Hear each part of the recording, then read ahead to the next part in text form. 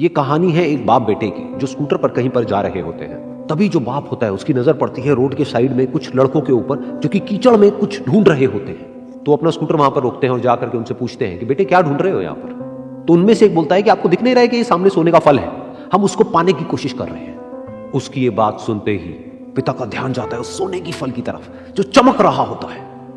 फिर उनके माइंड में कुछ इमेजिनेशंस बनने लग जाती हैं कि काश ये जो फल है ये मेरे बेटे के पास में आ जाए तो ना सिर्फ उसकी बल्कि मेरी भी जिंदगी बदल जाएगी। तो बिना सोचे समझे अपने बेटे को धक्का मार देते हैं उस कीचड़ में और बोलते हैं कि तुझे किसी भी कीमत पर वो फल लेकर के आना है। लेकिन बेटे को वो फल नहीं चाहिए होता है, उसके अपने कुछ और ही सपने होते हैं।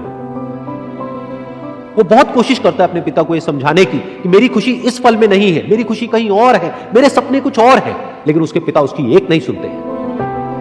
वो उसको धक्का मारते हैं उस कीचड़ में और बोलते हैं कि मैं तुझसे पूछ नहीं रहा हूं, तुझे बता रहा हूं कि तुझे वो लेकर के आना है। तो वो बेटा भी अपने बाप के सपने को सच करने के लिए अपनी पूरी जान लगा देता है और पूरी कोशिश करता है कि किसी तरीके से उस सोने का फल उसके हाथ में आ जाए। लेकिन जैसे जैसे वो हाथ पैर मारता है उस फल को पकड़ने के लिए वो और नीचे धंसने लग जाता है और फिर जाकर के उसको समझ आता है कि ये कीचड़ नहीं है, ये दलदल है।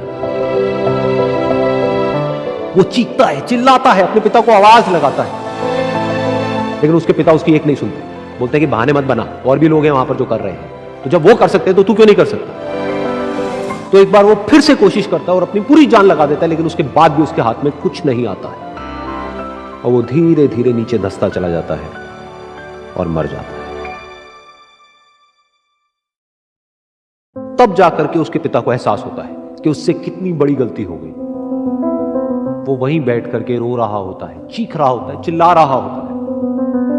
तभी वहां पर एक साधु आता है और वो साधु उस आदमी से पूछता है कि तुम क्यों रो रहे हो। फिर वो आदमी उस सोने के फल की तरफ इशारा करते हुए उस साधु को अपनी पूरी बात बताता है और बोलता है कि इसमें मेरी क्या गलती है, मैंने तो जो कुछ भी किया अपने बेटे की खुशी के लिए किया।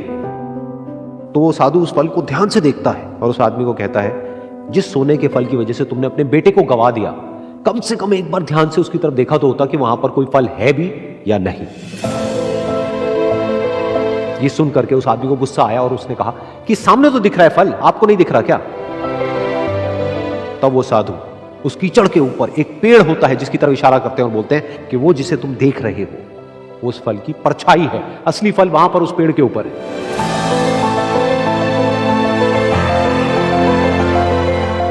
फिर वो साधु उस आदमी को बोला कि अपने बेटे को जबरदस्ती धक्का देने की बजाय और उसको बताने की बजाय कि तेरी खुशी किसमें है, अगर तुमने उससे पूछा होता कि बेटा तू बता तू क्या करना चाहता है और तेरी खुशी किसमें है, तो ना सिर्फ तुम्हारा बेटा जिंदा होता बल्कि हो सकता है कि उसके हाथ में वो असली सोने का फल भी होता।